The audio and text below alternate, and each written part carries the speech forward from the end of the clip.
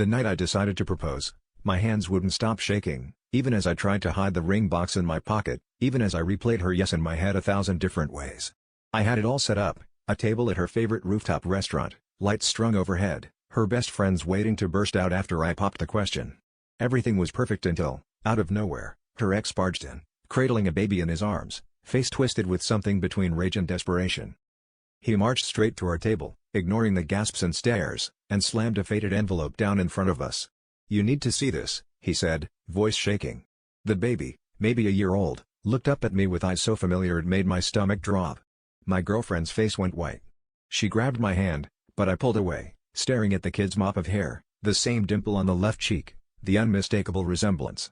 I barely heard her ex say, "She never told you, did she?"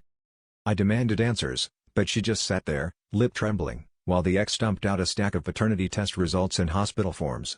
She finally broke down, admitting she'd slept with both of us during our break, that she'd found out she was pregnant and told him the baby was his, because she couldn't face losing either of us. The room spun. The friends who were supposed to celebrate with us now stood frozen, watching the most private part of our lives explode in public. What nobody saw was the way she looked at me, like she was begging for forgiveness, for a second chance, for me to be the man she'd always wanted. But all I could think was, if I'd never proposed, would I have ever known? I realized I'd been so desperate to have a picture-perfect love story, I'd ignored every red flag flapping in the wind.